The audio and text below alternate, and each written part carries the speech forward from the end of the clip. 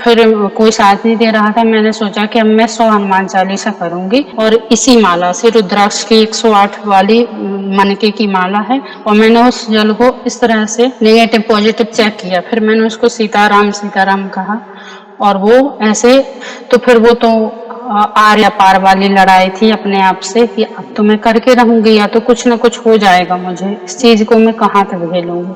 फिर मैंने फिर से 100 बार और 108 बार हनुमान चालीसा का संकल्प लिया। 100 चालीसा करने के बाद वो जल था जो बिल्कुल पॉजिटिव, वो उसमें हनुमान चालीसा की सारी शक्तियां चली गई। फिर मैंने उसको पिया। वो नेगेटिव एनर्जी के साथ साथ मुझे ये आभास हो गया था कि नेगेटिव एनर्जी किस व्यक्ति ने भेजी है, उसका चेहरा मेरे स्वप्न में आकर के खुद बालाजी सरकार ने दिखाया। पता नहीं ये क्यों लोग, मूर्ख लोग हैं जो ये एक दूसरे पर ये करने जलन के मारे हो या कोई ना कोई ईर्ष्या हो या किसी की तरक्की से जलते हो या ये क्यों करते पता नहीं, मगर जिनके साथ हमारे प्रिय बालाजी महाराज होते हैं उनका कोई बाल भी बाका नहीं कर सकता। कहीं ना कहीं प्रभु ने ऐसा रक्षा कवच बनाकर रखा था कि आपकी वो रक्षा हो रही थी। ये नेगेटिव एनर्जी की साइन है जो आपके उस संकल्प में विघ्न डालने आई थी ताकि आप वो संकल्प पूरा ना कर सकें। जय श्री राम दोस्तों, कैसे हो आप? हमारी चैनल में आप सभी का स्वागत है। मैं हूं आपका दोस्त जयेश वाघेला, फाउंडर ऑफ धार्मिकस्टोरी.com एंड सीक्रेट मिस्ट्रीज। दोस्तों, आज मैं फिर से एक और इंटरेस्टिंग वीडियो कॉल सेशन लाया हूं। हनुमान जी के भक्त ऑनलाइन है और उत्सुक है अपना अनुभव शेयर करने के लिए। और वीडियो में आगे बढ़ने से पहले आप सभी को बता दूं कि अगर आप भी हनुमान जी से जुड़ा अपना अनुभव मुझसे इंस्टाग्राम वीडियो कॉल पर शेयर करना चाहते हैं तो इंस्टाग्राम की लिंक मैंने डिस्क्रिप्शन में दी है, उस पर क्लिक करें, मुझे फॉलो करें और मैसेज करें। मैं जल्द से जल्द आपसे जुड़ूंगा और वीडियो कॉल सेशन शेड्यूल करूंगा। और अगर आप ईमेल के माध्यम से अपना अनुभव शेयर करना चाहते हैं तो हमारा ईमेल आईडी है dharmikstory@gmail.com। तो चलिए आगे बढ़ते हैं आज के इस वीडियो कॉल सेशन में। नमस्कार बहन, जय श्री राम आपको। नमस्कार भैया, नमस्कार सारे आपकी यूट्यूब फैमिली को, सभी लोगों को जय श्री राम, जय बालाजी सरकार, जय बागेश्वर धाम। जय श्री राम, जय बागेश्वर धाम। आपका बहुत बहुत स्वागत है बहन। थैंक यू वेरी मच आज जो आप अपना समय निकाल कर इनिशिएटिव ले रहे हैं हमारे प्रिय बालाजी से जुड़ा अपना अनुभव शेयर करने के लिए। सबसे पहला सवाल बहन ये बताएं कि आपका पूरा नाम क्या है, आप कहाँ से बिलोंग करती हैं और आप क्या करती हैं? मेरा नाम पूजा पांडे है और मेरा मायके वाला मतलब वहाँ पर खम्परिया सरनेम है, तो मेरा नाम चंद्रकांता खम्परिया भी है। और मैं पन्ना जिला से हूँ, एमपी के पन्ना से हूँ। और मेरा बागेश्वर धाम से बिल्कुल बहुत पास वाला कनेक्शन है, मतलब बचपन वाला। और हम लोग काफी समय से बागेश्वर धाम को जानते हैं और बहुत पहले से, मतलब 19-20 से ही हमारा आना जाना है। और जब भी प्रभु बुलाते हैं तो मैं जाती। और मैं पेशे से टीचर हूँ, मैं भी पढ़ाती हूँ और 9 to 12th में पढ़ाती हूँ बच्चों को, इंग्लिश टीचर हूँ मैं। बहुत अच्छा लगा जानकर बहन। वंस अगेन वेलकम आपका। और जैसे आपको पता है ये जो सेशन है हमारे प्रिय बालाजी महाराज से जुड़ा है, तो अगला सवाल उन्हीं से जुड़ा है। ये बताएं कि जीवन में सबसे पहले आप हनुमान जी से कब जुड़े, कैसे जुड़े, जीवन के किस मोड़ पर जुड़े, कौन से नित्य पाठ करते हैं, और शुरुआत की जर्नी के बाद आपके जो अनुभव रहे हैं प्रभु से जुड़े, जिसमें प्रभु ने कोई असंभव कार्य संभव किया हो या उनकी ऊर्जा महसूस की हो या कोई संकेत मिले हो या फिर ऐसा कोई अनुभव जिससे आपका उनके प्रति विश्वास और अटूट हुआ है। तो जो भी आपकी जर्नी है उसे आप डिटेल में साझा कर सकते हैं। जी भैया, मैं बचपन से ही बहुत अपनी मतलब ब्लेस्ड चल रही हूँ। मेरा बहुत समस्त परिवार, भरा वाला परिवार था। दादा दादी हैं, चाचा चाची हैं, मम्मी पापा। तो मेरे बब्बा जी दिन में रामायण पढ़ते थे, तो वो लोग हम सुन सुन के उसका व्याख्या समझ में नहीं आता था, क्योंकि वो बिना व्याख्या की दैनिक रामायण होती थी हमारे यहाँ पर, प्रतिदिन होती है, अभी भी होती है। अभी मेरे दादाजी अभी 80 से ऊपर के होंगे और वो अभी भी करते हैं। तो हाँ, और फिर रात को मेरे चाचा के द्वारा हम लोगों को साथ में रामायण सिखाई जाती थी और मैंने वहां से हिंदी पढ़ना रामायण की ग्रंथ से सीखा है, जोड़ जोड़ करके वो मैंने रामायण से पढ़ाई करी है। 1 2 3 क्लास 4 क्लास तक मुझे पढ़ना नहीं आती थी, मैं उसको मतलब बाँचती थी। रामायण चाचा बाँचते थे तो हम लोग उसी से बाँचना शुरू किया हमने रामायण से। तो इस तरह से मैंने फिर मेरे मेरे जब मुझे आने लगा था तो मैंने अपने भाइयों को, बहनों को, दोनों को मैंने ही खुद सिखाया। फिर मैंने रामायण करना बचपन से ही चालू कर दी थी और उसकी व्याख्या मैं उन लोगों को दे दी थी कि अभी तुम इसको सीखो, उसका अर्थ, क्योंकि लय में और उसमें नहीं होती है, तो वो अर्थ को भाई बहन को मैं सिखाते टाइम उसको पढ़ाती थी। तो इस तरह से हमारे यहाँ रामायण होती। जब मुझे नहीं करनी होती थी तो मेरी मम्मी करती हैं। इसके बाद से फिर मैं बड़ी होने लगी, पढ़ाई हुई, ग्रेजुएशन हुआ, ग्रेजुएशन के बाद फिर मेरी शादी हुई और यहाँ मेरे ससुर जी भी रामायण करते हैं और फिर मैं वही रामायण में भी कभी-कभी करने लगी आकर के। हमारे घर में एक अलग से पूजा कक्ष है और वहाँ पर बालाजी सरकार की एक छोटी-सी प्रतिमा है, जिसको वो प्रतिदिन मंगलवार व्रत रहते हैं और शनिवार को वहाँ चोला चढ़ता है उनको। ओह! क्या बात वो उनमें चोला चढ़ाते, सिंदूर चढ़ाते हैं, तो वो बहुत ही तेजस्वी और वो वाली प्रतिमा है। हाँ, तो फिर ऐसा ही था, यहाँ भी भक्ति का माहौल था। फिर मैं श्रावण सोमवार और माताजी की पूजा में कनेक्टेड तो थी, क्योंकि बचपन से हम लोग मंदिर नहीं जाते थे, बस हुँ, रामायण करते थे। फिर धीरे-धीरे कुछ समय बाद मतलब मेरी प्रेग्नेंसी हुई, तो 1-2 साल के अंदर में फिर मुझे हल्का-हल्का चेस्ट में पेन होने लगा था। प्रेग्नेंसी के बाद मेरी डिलीवरी हो गई, सब कुछ अच्छा था, उस पे हुँ, कोई इफ़ेक्ट नहीं पड़ा उस पेन का। मेरे चेस्ट में इतना पूरा एरिया में पेन रहता था। ओके। तो उस चीज़ का उस पर कोई इफ़ेक्ट नहीं पड़ा, बिल्कुल नॉर्मल हुँ, डिलीवरी थी और शनिवार को मेरे बेटे का जन्म हुआ था, उसका नाम अथर्व है। ओह! क्या बात है। बस सिर्फ़ रामायण करते टाइम और रामायण के वो करते टाइम पर मैं वहाँ आसन देती हूँ, पाटा पे और लाल कपड़ा बिछा कर के भगवान को। जी।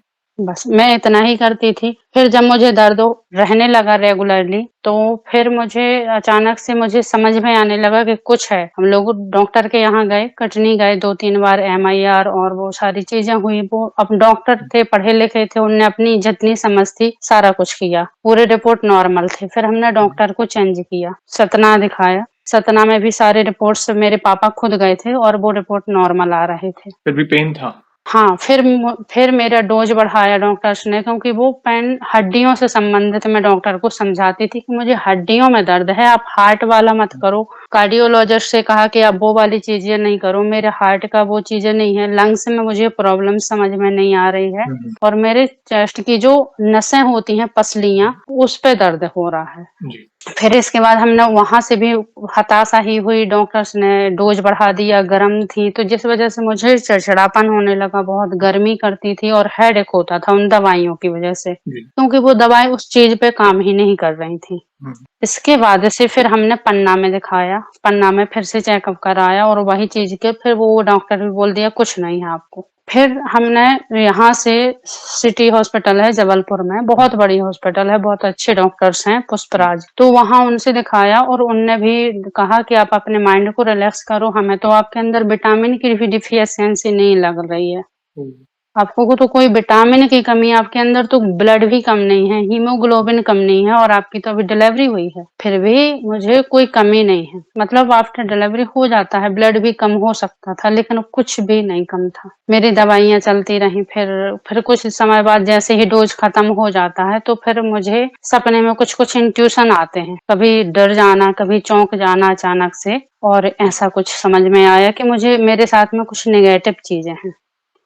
तो फिर मैंने एक आध बार, कभी 1 बार हनुमान चालीसा कर लिया, कभी 2 बार कर लिया। फिर वो थोड़ा मुझे सपने में क्लियर हुआ कि मेरे साथ में कुछ नेगेटिव एनर्जी है। इविल टाइप, इविल सोल जी, है, जी। जो कि मेरा बुरा चाहती है। हाँ भैया, तो फिर मेरा ये सब जब मुझे एहसास हो गया, तो बाकी सबको मैंने बताना चाहा कि मेरे साथ ऐसा है, मुझे ऐसा लगता है और डॉक्टर भी नहीं बोलते और मैं झूठ नहीं बोल रही हूँ, मैं सही कह रही हूँ, मुझे हुँ, दर्द है।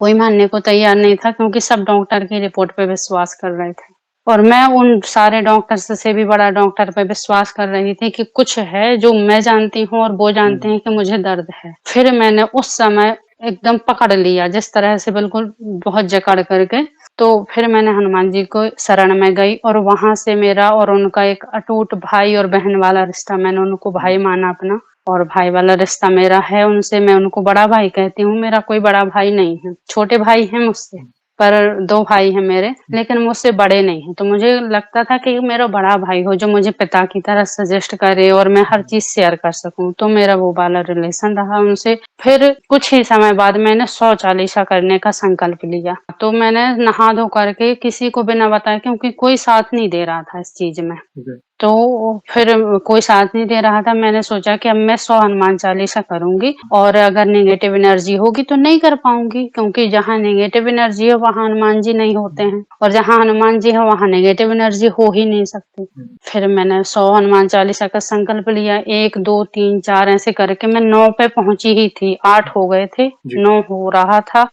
और 2 गेट बंद थे जहाँ मैं कर रही थी, हुँ, क्योंकि रात का थोड़ी रात ही थी। तो उस समय पर मैंने गेट अंदर से बंद कर लिए थे और गेट बंद होते हुए भी वहाँ नहीं पता कहाँ से इतनी भारी मोटी-मोटी 2 बिल्ली आई। बिल्ली, ओह! हाँ, दोनों बिल्लियों को अगर तौला जाए वज़न में मतलब अनुमान लगा सकते हैं जी, सारे भक्त हमारे कि उसका व दोनों का वज़न मुझसे ज़्यादा होगा। इतनी बड़ी? बहुत भारी ओह माय भरकम गॉड! सी थी। हाँ, 2 बड़ी-बड़ी बिल्लियाँ आई और दोनों की आँखें एकदम लाल गुर्राहट शेरों की तरह गुर्रा रही हैं, आवाज़ गंदी-गंदी निकाल रही हैं और मेरे हाथ-पैर बिल्कुल काँप रहे हैं। मैं डर गई। फिर मैंने सोचा कि हुँ, मैं क्या करूँ? भूत पिशाच निकट नहीं आवे, महावीर जब नाम सुनावे, मैंने ये कहा। वो नहीं भागी, नहीं भागी। फिर मैंने वो जल लिया और मैंने उसको चेक किया कि ये डेविल सोल है क्या? फिर मैं उठ जाऊँगी और मुझे अपने सवाल का जो मेरे अंदर और मेरे मन मतलब मानसिक और शारीरिक दोनों वेदनाएँ साथ में चल रही थी, तो मैं उसको भी वो कर पाऊँगी, पता कर पाऊँगी कि ये है क्या? फिर मैंने वहाँ पर प्रसाद रखा था हनुमान जी के लिए चने और चिरौंजी दाना और गुड़ और बगल में तांबे के लोटा में जल रखा था। वो मैंने जल लिया, अपने हाथ में रखा और इसी माला से रुद्राक्ष की 108 वाली मनके की माला है और मैंने उस जल को इस तरह से नेगेटिव पॉजिटिव जी, चेक किया। फिर मैंने उसको सीताराम, सीताराम कहा और वो ऐसे ये अभी पॉजिटिव घूम रही है, वो ओके। नेगेटिव घूम रही थी। तो ये मेरे पापा भी करते रहे हैं, तो मुझे पता था इस बारे में। नेगेटिव मतलब वो उल्टी घूम रही होगी जैसे अपने हाँ, हाँ, उल्टी एंटी एंटी क्लॉकवाइज़। क्लॉकवाइज़ हो गए, समझ गया। हाँ, एंटी क्लॉकवाइज़ घूम रही थी और ये एंटी क्लॉकवाइज़ जैसे ही घूमी तब मैं समझ गई थी। फिर मैंने आसन छोड़ दिया और जो सामने प्रतिमा है हुँ, हनुमान जी सरकार के हुँ, मैंने उसको पकड़ करके और ये ऐसे लगा लिया। तो मैंने उनको वो लगा लिया और मैंने कहा कि ठीक है, अब नहीं कर रही हूँ मैं, जाओ आप। तो वो पता नहीं कहाँ से चली गई, दोनों बिल्ली भाग गई। दरवाज़ा बंद था, फिर भी वो इतनी बड़ी हाँ, साइज़ की 2 बिल्ली हाँ, अचानक आना, हाँ, हाँ। ये नेगेटिव एनर्जी की साइन है जो आपके उस संकल्प में हुँ, विघ्न डालने आई थी ताकि आप वो संकल्प पूरा हुँ, ना कर हुँ, सकें। मगर देखिए कहीं न कहीं शुरुआत में वो विश्वास था, तो वो नेगेटिव एनर्जी आपका ज़्यादा कुछ बिगाड़ नहीं पाई। आपकी डिलीवरी भी देखिए शनिवार को हुई, आपके रिपोर्ट्स इनफैक्ट नॉर्मल आ रहे थे, खून की कमी नहीं थी, मतलब विटामिन्स जो डॉक्टर बता रहे थे, सब कुछ इंटैक्ट मतलब सब कुछ प्रॉपर था। तो देखिए प्रभु की शरण में ना होते तो क्या हालत होती? वो कहीं न कहीं दूर से बाधा पहुँचाने हाँ, की कोशिश कर रही थी। देखिए उनकी कृपा हुँ, है। हुँ। Please, please continue please. और वो मुझे मुझे देख रही थी, मुझे देख भी रही थी गुस्सा होकर के ऐसे बहुत खतरनाक-खतरनाक हुँ, मुँह बना के। तो फिर मैं उठ गई उस आसन से, फिर मैंने आसन हुँ, के जैसे हम आसन उठाते हैं तो नीचे पैर पड़ लेते हैं, फिर आसन को हुँ, फ़ोल्ड करके मैंने रख दिया। फिर मुझे समझ में आया, फिर कुछ दिनों में मुझे सपने में भी प्रत्यक्ष दर्शन हुए हनुमान जी सरकार के और वो मुझे मेरा भाई मुझसे 2 साल छोटा है, जी, लेकिन मैं सपने में फ़ील कर रही हूँ कि मुझसे ये बहुत सालों बड़ा है और मैं हुँ, उनको दादा बोल रही हूँ और जी, उसका नाम सोनू है, लेकिन मैं उसको दादा बुला रही हूँ जी, और पता नहीं वो मुझे दीदी बुलाते हैं, हुँ, भैया, छोटा है क्योंकि मुझसे, लेकिन मैं सपने में उसको दादा बुला फिर मैंने थोड़ा-सा उसमें कनेक्शन किया कि ये क्यों मतलब हुँ, मैं इसको दादा क्यों बोलती हूँ, ये तो मेरा छोटा भाई है, मैं उसको सोनू बोलती हूँ। तो वो मुझे बहुत बड़ा दिखा मतलब सपने में और लेकिन है मेरा भाई। फिर मैं समझ गई कि उस दिन मेरी सहायता मेरे भाई ने की थी, जो कि मैंने उनसे वो बनाया रिलेशन भाई-बहन वाला। जी। मतलब हनुमान कि जी भी ठीक है, आपके एक भाई के बार रूप में आपको दिखने लगे स्वप्न में और हाँ, रियल हाँ, में भी लेकिन वो मुझसे बड़े हैं। बड़े हैं, यस, यस। रियल में भी छोटे हैं हुँ, मगर हुँ। स्वप्न में आपको वो बड़े भाई के तौर पर उन्होंने दर्शन दिए। यानी ये एक संकेत था प्रभु के हाँ, हाँ, माध्यम से कि वो मैं ही हाँ, कि था। मैं यस, भाई हूँ। मैं भाई हूँ और मैं तुमसे लेकिन बड़ा हूँ। तो मुझे बड़े भाई की कमी एक प्रकार से वहाँ से दूर हो गई। फिर कुछ समय बाद उसके बाद मेरा हिम्मत नहीं हो रही थी। 20, 30, 40 दिन तक कुछ दिनों तक फिर करने के बावजूद भी कुछ दिन कर नहीं पा रहे थे। फिर कभी संयोग नहीं बन पा रहा था। फिर मुझे सपने में दिखाई दिया कि किसी मेरे ही रिलेटिव ने मेरे हुँ, साथ में ऐसा कुछ किया है। सारे हुँ, रिपोर्ट्स वग़ैरह अब मुझे डॉक्टर के यहाँ जाना नहीं था। मुझे पैसे नहीं बर्बाद करने थे। फिर मैंने जैसे ही पता चला तो फिर मुझे समझ में आया कि मेरे रिलेटिव ने कुछ किया है। तो फिर वो तो आर या पार वाली लड़ाई थी अपने आप से कि अब हुँ, तो मैं करके रहूँगी या तो कुछ न कुछ हो जाएगा मुझे, इस हुँ, चीज़ को मैं कहाँ तक झेलूँगी।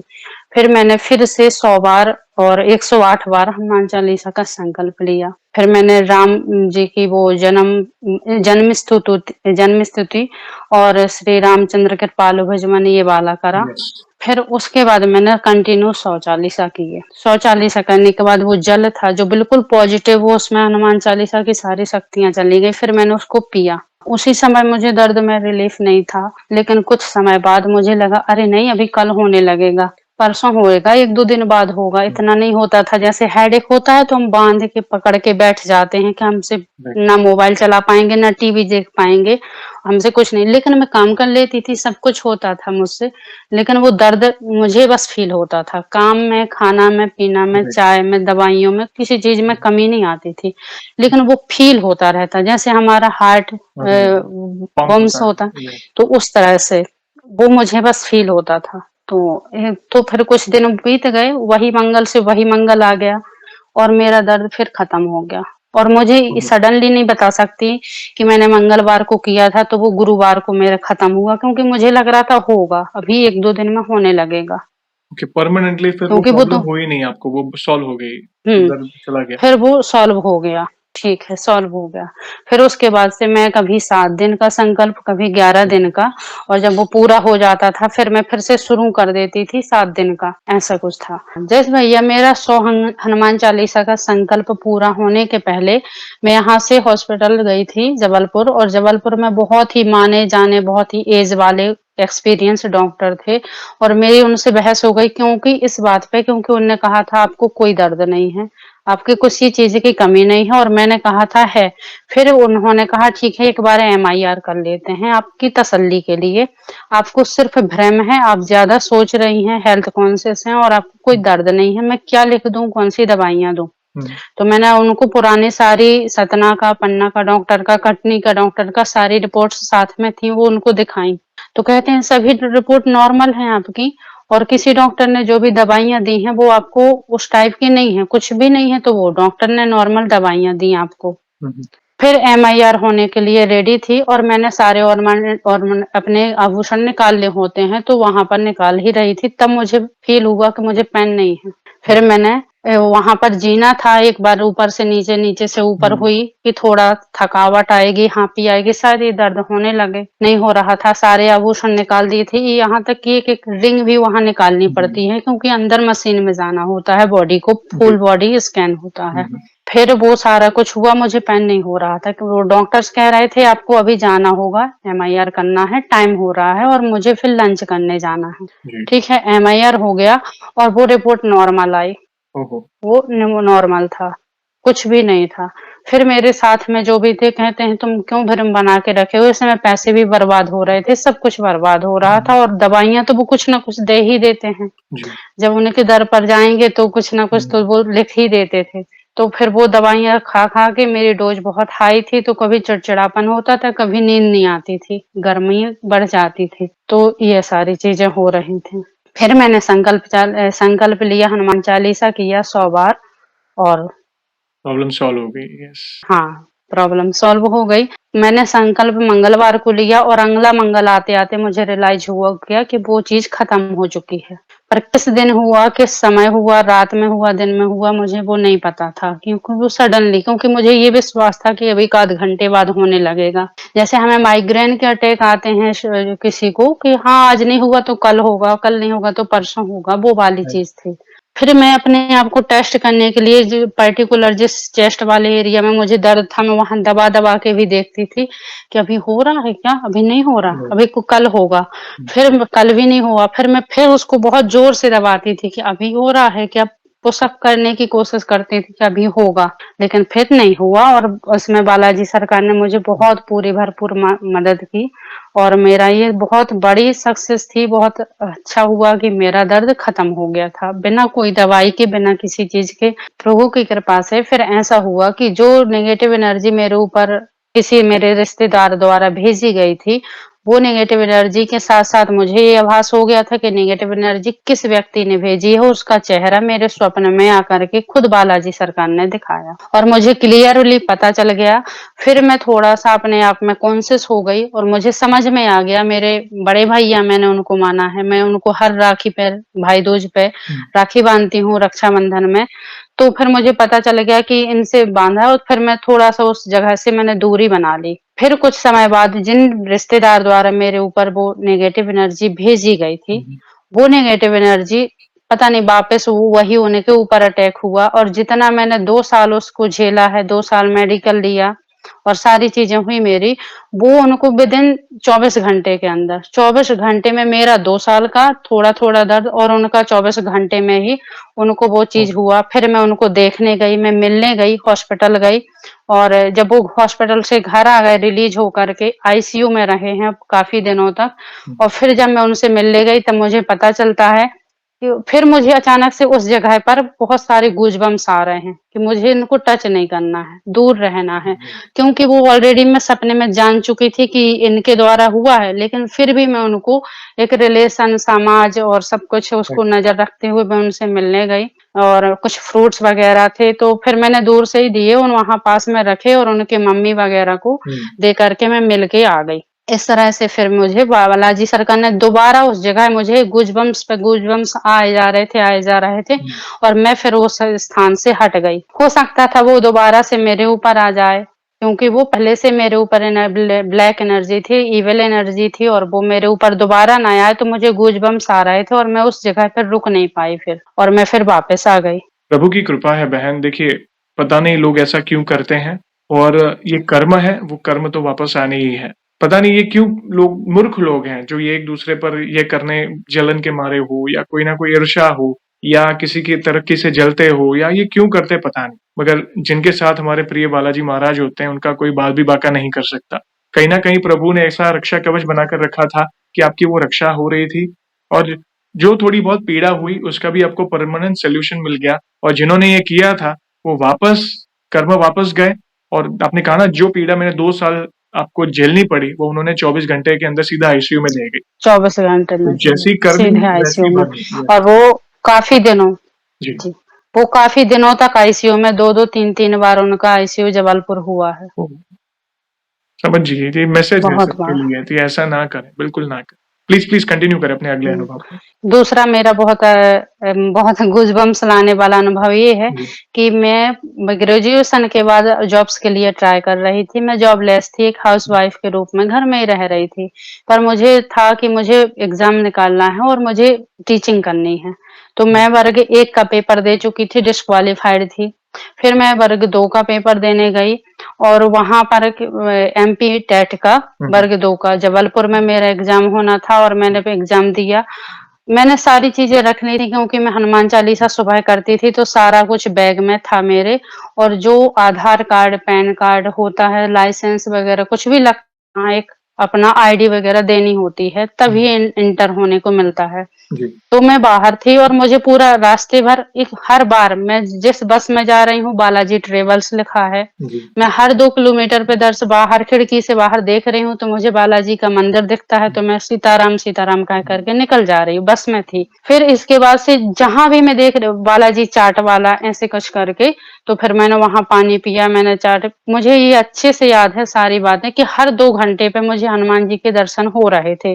अब ये नहीं पता था कि क्यों ऐसा हो रहा है। फिर मैं जबलपुर पहुँच गई। मैं बाहर थी, वहाँ एक मैम होती हैं, चेक करते हैं, स्कैन करते हैं, आप कुछ अंदर अननेसेसरी चीज़ें तो नहीं ले जा रहे हैं, हुँ, वॉच वगैरह, मोबाइल कुछ नहीं ले जाना होता।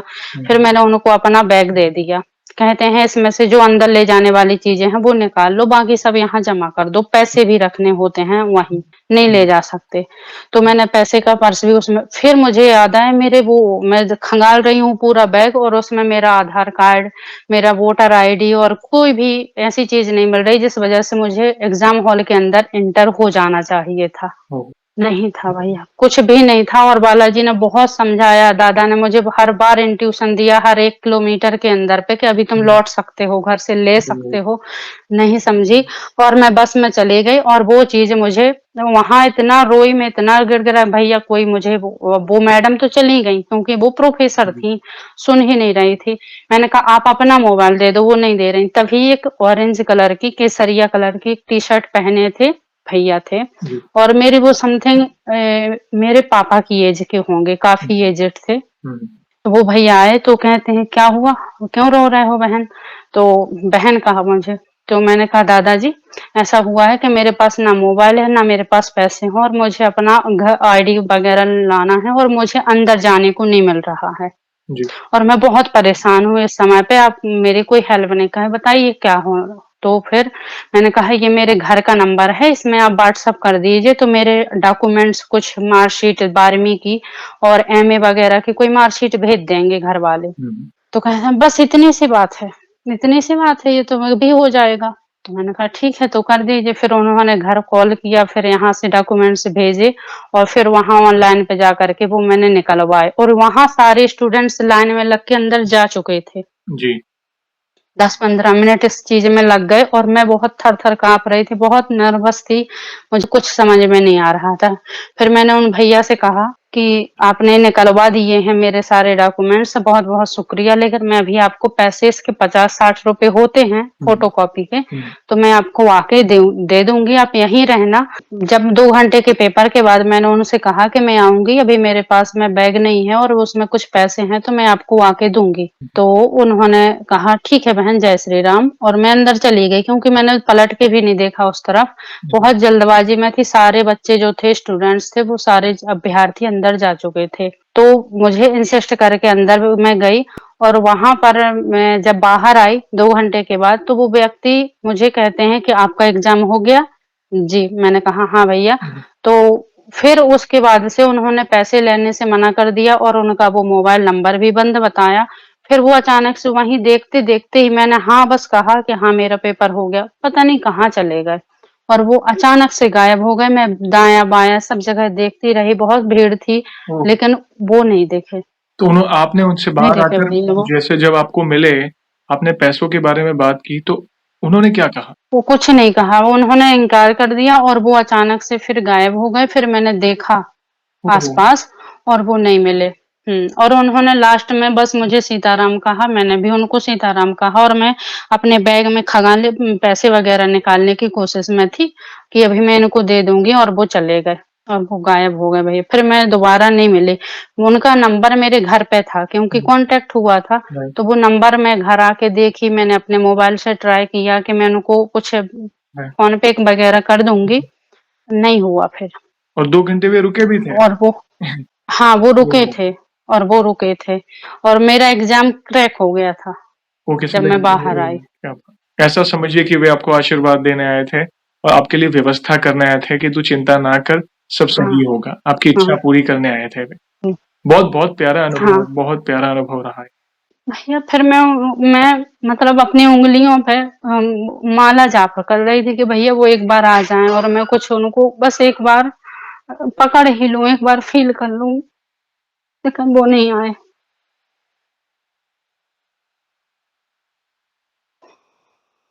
हिम्मत रखिए बहन, आप पर विशेष कृपा है और आप अपने आप को भाग्यशाली समझ सकते हैं कि वे आए थे आपकी सहायता करने। वे आते हैं, वे किसी न किसी रूप में, किसी के माध्यम से अपने सच्चे भक्त की हाँ, मदद करने वे पहुँच ही जाते और आप मंगलवार को आपसे एक वो टेस्ट कॉल हुआ था, तब मैंने वो नंबर लगाया, तब भी वो बंद बता रहा था। हैं। देखिए, ये उनकी लीला है। ये हमारी समझ से परे है, हमारी मनुष्य बुद्धि कुछ काम की नहीं है। कितना भी बड़ा बुद्धि योग क्यों ना हो, ये उनकी लीला है। बस वे आपकी सहायता करने आए थे और वे करके चले गए। अद्भुत, अद्भुत। हाँ, जब भी मैं परेशानी में होती हूँ, ऐसे तो बहुत सारे अनुभव हैं डेली लाइफ में, हुँ, ऑफ़िस गोइंग, घर भी सँभालना है, बच्चे भी सँभालती जी, हूँ, मैं घर पे पढ़ाती भी हूँ उसको, कोई ट्यूटर नहीं लगाई मैंने। जी। मैं खुद ही पूरा सब कुछ हैंडल करती हूँ विदाउट एनी मेड और सारा कुछ मुझसे कैसे हैंडल हो जाता है मुझे नहीं पता। 10 से 4 मेरी जॉब होती है, तो हुँ, वो भी हो जाता है, बच्चे को भी पढ़ाती हूँ और घर का सारा काम, हुँ, घर खाना-पीना सब करके फिर स्कूल जाती हूँ। जब भी मुझे कुछ हल्का-सा भी कमर में या कभी हेडेक हो जाता है, हुँ, नॉर्मल सभी को होता है, जी। तो बस मैं उठते टाइम और सोते टाइम हनुमान चालीसा करके या सीताराम कह के सो जाती हूँ और वो सुबह अगले दिन मुझे वो चीज़ नहीं होती है और टैबलेट भी नहीं लेनी पड़ती है। ये उनकी कृपा है बहन, विशेष कृपा है, हाँ। आपका पूरा परिवार उनकी छत्र छाया में है और आपके इन अनुभव को देखकर कई भक्तों को मोटिवेशन मिलेगा, स्पेशली महिला भक्तों को क्योंकि देखिए आप अपने गृहस्थ जीवन में अपनी ज़िम्मेदारियाँ निभा रहे हैं, प्लस अपने करियर में आप टीचर हैं, तो आप अपनी जॉब पर भी ज़िम्मेदारी भी निभा रहे हैं और साथ-साथ हाँ, प्रभु को भी साथ में रख के अपनी भक्ति को आगे बढ़ा रहे हैं। फिर एक बार अभी मैं शिवरात्रि को, अभी लास्ट शिवरात्रि मार्च में थी, 7-8 मार्च को मैं यहाँ से वाराणसी गई थी यूपी में। तो वहाँ मणिकर्णिका घाट में बहुत देर तक बैठी रही। मुझे इतना सुकून मिल रहा था कि जैसे मैं प्रभु के सामने हूँ। बहुत सुकून है भैया उस जगह पे। सभी भक्तों से मेरा कहना है कि एक बार जा कर के देखें, वहाँ कुछ समय बिताएं। वहाँ ईगो, पैसा, दम, सारे दौलत, शोहरत और पद प्रतिष्ठा सब बिल्कुल राख होता दिखता है और एकदम सुकून मिलता है उस जगह पे। तो मैं वहाँ 2 घंटे, कम से कम शिवरात्रि की पहले वाली रात्रि थी। तो वहाँ पर मैं आधा घंटा, 1 घंटा मुझे लगा था अभी बस 2 ही मिनट हुए हैं। ओहो! और इतनी बहुत अच्छी एनर्जी है। और बाबा विश्वनाथ जी के दर्शन हुए, गंगा जी में स्नान किया और फिर महाकाल वो काल भैरव जी के दर्शन किए हम लोगों ने। फिर वो कुछ 6-7 दिन का हम लोगों का वहाँ टूर था। बहुत अच्छा एक्सपीरियंस रहा हर गली में। और बनारस की गलियाँ बहुत सकरी हैं, पर उन गलियों में भी मुझे बाबा के दर्शन, दादा के दर्शन हो जाते थे। बहुत ही पवित्र भूमि हाँ। है वो, यस। मतलब बहुत, और आप अपने, मैंने कहा ना, आप हुँ। अपने आप को भाग्यशाली समझ सकते हैं कि आपको प्रभु की भक्ति मिली और आप इतने जुड़े हैं प्रभु से और वे हर कदम पर आपकी सहायता कर रहे हैं। आप निश्चिंत हो जाइए। आप बस जीवन की डोर उनको दे दी है ना, आप बस अपने कर्म में लगे रहें और धीरज रखें, बाकी कराने वाले वे हैं। भैया एक और आखिरी अनुभव मैं कहना चाहूँगी, आपसे बताना है कि ये जो सैटरडे निकला है, उसके लास्ट सैटरडे से मेरे 121 हनुमान चालीसा का संकल्प था। और उसे मैं कभी हनुमान चालीसा के बीच में मोबाइल नहीं चलाती। जी। ठीक है? उस समय पर मुझे पता नहीं क्यों अचानक से बहुत वो हो रहा था कि बस मुझे थोड़ा देखना है कितना टाइम हुआ है, कितने मिनट हो गए हैं और अभी मेरे 9 हनुमान चालीसा समथिंग हुए थे। 121 होना था शनिवार से लेकर के शनिवार तक, वो मंगलवार तक। ठीक है? कल मंगलवार था और मेरे 121 हो गए हैं।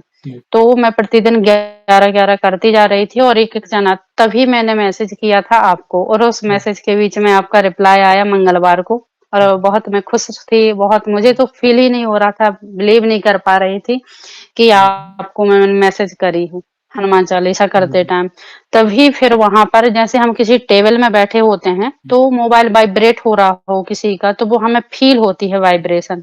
लेकिन हम ज़मीन में बैठे हैं और ज़मीन में बैठे होने के बावजूद किसी की वाइब्रेशन फ़ील नहीं होना चाहिए। मेरा मोबाइल वाइब्रेट नहीं हो रहा था और मुझे लगा कि वहाँ किसी ने बहुत ज़ोर से, बहुत भारी भरकम सा कुछ पटका है, पैर पटका है या हाथ, कुछ नहीं, एकदम वाइब्रेट हो रही थी ज़मीन, आस की पास की। फिर मैं ऐसे आलती-पालती मार के बैठी थी, सामने प्रभु और उनका राम जी का आसन था, इस तरफ हनुमान जी का आसन था। तो मैंने वहाँ ऐसे हाथ रख के फ़ील किया कि यहाँ कुछ हो रहा है। तब जहाँ मैं हाथ रखी थी वहाँ बहुत ज़ोर से वाइब्रेशन हो रहा है, जैसे मैंने मोबाइल के ऊपर हाथ रखा है। ओह! प्रभु की उपस्थिति थी उस वक़्त आपके पास। हाँ, हाँ। हाँ, फिर मैंने ऐसे कान लगा के ज़मीन के ऊपर सुना और तभी भी वो हो रहा था। ओह! और मैंने सोचा कि मैं टाइमर लगाऊँगा मोबाइल पे, आपको मैसेज हो चुका था। ओह! तो भैया मुझे आप अपना बस अवसर शेयर करना है, मुझे अपना एक्सपीरियंस शेयर जी, करने दीजिए, आप मुझे अवसर दीजिए। मेरे 2 साल समथिंग आपकी वॉच हो देख रही थी। जी। तो ऐसा था, फिर मैंने ज़मीन पे ऐसे कान लगा के, तब भी वो हो रहा था। ओह! मुझे लगा कहीं ये मेरा भ्रम तो नहीं है। एक बार हाथ रख के देखा, फिर एक बार और देखा, फिर फ़ील हुआ अचानक से, फिर मैंने कान से भी सुना तो वाइब्रेट हो रहा था। क्या हुआ? और जैसे में हम किसी काँच की टेबल में बैठ जाते हैं ना, तो जी, 2-3 मोबाइल वाइब्रेट हो रहे हैं, तो जी। वो फ़ील हो जाता, ओह! उस टाइप का था। क्या बात है! ये कुछ अलग जानने मिला एक भक्त के माध्यम से। प्रभु किस-किस माध्यम से वे अपने भक्त को अपनी उपस्थिति का एहसास दिलाते हैं। एक बार एक भक्त ने कहा था कि उन्हें एक अलग ही सुगंध आई थी, जैसे चमेली के तेल की सुगंध हो। एक भक्त ने कहा था चंदन की सुगंध हो, हालाँकि ना कि उनके घर में उस समय कोई चंदन अवेलेबल था, ना कोई फूल ऐसे पड़े थे, ना कोई अगरबत्ती, धूप उस फ्रेग्नेंस की थी। और आज आपके अनुभव से पता चला कि एक अलग ही वाइब्रेशन आपने फ़ील की। तो धन्यवाद आप जैसे भक्तों को जो ये अपने अनुभव शेयर कर रहे हैं। और हमें भी मतलब जो आप बता रहे थे ना, एक आँखों के सामने एक पिक्चर चल रहा था कि नहीं, इस तरह आए होंगे प्रभु। ऐसे आपको अनुभूति हुई होगी। जैसे देखिए, ये हुँ। उनकी कृपा है, ये हम समझ सकते हैं क्योंकि हम हनुमान जी के भक्ति हैं, हम एक ही परिवार में जुड़े हैं, ऐसा समझिए भक्तों का परिवार है। धन्यवाद बहन, बहुत ही जी, जी प्यारे-प्यारे भैया। अनुभव शेयर किए। मैसेज का करना, मेरा रिप्लाई आना, ये कहीं न कहीं ये कई बार मुझे भी पता नहीं होता है। जैसे रैंडमली हम बैठते हैं रिप्लाई करने, मुझे ये तक नहीं पता होता है कि भक्त कहाँ पे है, क्योंकि मैंने आपको कभी नहीं देखा, आपने मुझे नहीं देखा। जैसे आपने कहा मैं पाठ कर रही हूँ, कोई कहता है कि मैं मंदिर में बैठा था तब आपका रिप्लाई आया, कोई कहता है कि भैया मैं जस्ट सुंदरकांड का पाठ करके उठा और मैंने 2 वीक के पहले आपको मैसेज किया था और आपका रिप्लाई। ये मैं सौगन से बोल रहा हूँ, मतलब ये कराने वाले वे हैं, मुझे तो कुछ नहीं पता होता है। ये उनकी लीला है, बस ये हमारा विश्वास बढ़ाता है प्रभु के प्रति। धन्यवाद बहन। आपका एपिसोड नंबर 37 था, तब से मैं आपके वीडियो को वॉच कर निरंतर देखती आ रही हूँ 37 से। और वो बहन सारंगपुर में बड़ोदरा के आसपास की हैं, जी, जी, जी। तो वो आए थे मदद करने और उनकी एम्बुलेंस वगैरह करी थी, तो तब से मैं बहुत प्रभावित हुई थी उस अनुभव से। धन्यवाद। ये कहीं न कहीं भक्त एक दूसरे के अनुभव देखकर इंस्पायर होते हैं। बहुत बहुत अच्छा लगा, बहुत कुछ सीखने मिला आपके अनुभव से भी बहन। यहाँ पे एक सवाल पूछना चाहूँगा, जैसे आपने हमने आज आपके अनुभव सुने, वैसे आपने हमारी चैनल में बाकी भक्तों के भी अनुभव सुने, कुछ चीज़ें आपने कही अभी फ़िलहाल, वैसे बाकी अनुभव देखकर बाकी भक्तों से आपको क्या इंस्पिरेशन मिली? ऐसा क्या कुछ नया जानने मिला, क्या सीखा? जो भी आपके भाव है आप अपने शब्दों में बता सकते हैं। जी, भैया आप बहुत अच्छा काम कर रहे हैं, साथ ही साथ में कभी-कभी हमारा विश्वास डगमगाने लगता है, तो आपका जो भी वीडियो आता है, मुझे तो बहुत इंतज़ार रहता है, बहुत बेसब्री से इंतज़ार रहता है, तो मैं आपको उसको 2x की स्पीड में, अगर कभी मैं जल्दी में हुई, इंटरवल हो रखा है, बच्चों के बीच में हूँ, तो मैं 2x में सुनूँगी, पर सुन ज़रूर लेती हूँ, विद्यालय में ही। और अगर कोई एग्ज़ाम चल रहा है और मैं वहाँ पर एग्ज़ामिनर के रूप में हूँ, तो मैं वहाँ पर इलेक्ट्रिक माला लेकर के और अपना जाप करती रहती हूँ।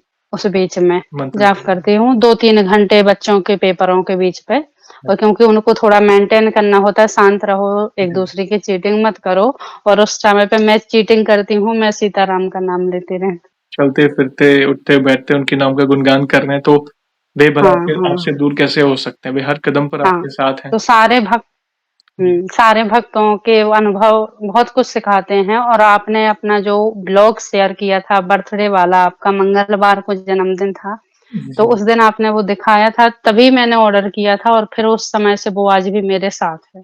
वो और कभी-कभी ओके, मेरा उसमें रहता है इलेक्ट्रॉनिक माला, ओके, तो ये वाली रुकिए मैं आपको ये वाली यस, जैसे हम जी, पूजा करते हैं जी। तो पूजा की हमारी प्रॉपर माला तो है ही, जैसे कोई रुद्राक्ष तुलसी की माला वो आप कर हाँ, सकते हैं। हाँ। ये जो जैसे हम बाहर जा हाँ, रहे हैं, ये हाँ, पूजा ये के टाइम पूजा पे। वाली माला तो जैसे आपके हाथ में हम वैसे ही नित्य पूजा करते हैं। बाकी ये माला, हुँ, ये जो जैसे डिजिटल है, ये टेक्नोलॉजी का कुछ सदुपयोग हम कर रहे हैं कि कहीं न कहीं प्रभु के नाम का जाप कर रहे हैं, चलते-फिरते बस। हाँ। धन्यवाद, आपने कहीं न कहीं हमारे वीडियो से देखिए कुछ न कुछ किसी के माध्यम से बस प्रभु से जुड़ रहे हैं, बस हम तो यही चाहते हैं। प्रभु के निकट आएँ और क्या चाहिए। थैंक यू वेरी मच, बहुत प्यारे-प्यारे अनुभव आपने शेयर किए। बस जाने से पहले एक आखिरी सवाल पूछना चाहूँगा। देखिए वैसे तो हमारे पास इतना सामर्थ्य नहीं है, मगर फिर भी 1 लाइन में हमारे प्रिय हनुमान जी का बखान करना चाहें तो किस तरह करना चाहेंगी आप? बस मैं तो यही कहती हूँ कि अगर तुम ना सुनोगे तो कहाँ किस तीर्थ जाऊँगा, और भरोसा यहाँ जो टूटा तो बता किस दर पे जाऊँगा। ये मेरी उनसे रहता है, सुबह-सुबह मैं प्ले करके रखती हूँ, और जब मैं अपनी पूजा से उठ जाती हूँ, तब कहती हूँ, कहूँ दंडवत प्रभु संत तुम्हें कहूँ कर जोर, बार-बार रघुनाथ कहूँ सुरत करावहूँ और। क्या बात है! धन्यवाद बहन, बहुत ही सुंदर शब्दों में आपने उनकी महिमा का गुणगान किया और इन फ्यूचर भी ऐसी कोई भी अनुभूति हो तो हमसे अवश्य जुड़िएगा। हम वीडियो के माध्यम से आपके अनुभव को भक्तों तक अवश्य पहुँचाएँगे और सेशन को हम ऐसे ही एंड नहीं करेंगे। आपको पता है प्रभु श्री राम के नाम का जयकारा और हनुमान जी के नाम का जयकारा अवश्य लगाएँगे, फिर सेशन को एंड करेंगे। तो आप जुड़िए, जो भी भक्त जहाँ कहीं से इस सेशन को देख रहा है, भारत में है, भारत के बाहर है, चल फिर रहा है, ऑफ़िस में, किचन में, प्लीज़ जयकारे में जुड़िए, फिर सेशन को एंड करेंगे। तो बोलिए सियावर रामचंद्र की रामचंद्र की जय, जय, पवन सुत बालाजी हनुमान सरकार की की जय। जय। वंस अगेन बहन, थैंक यू वेरी मच अपने प्यारे-प्यारे अनुभव शेयर करने के लिए। जय श्री राम, जय हनुमान, जय हनुमान, जय श्री जय राम। श्री राम।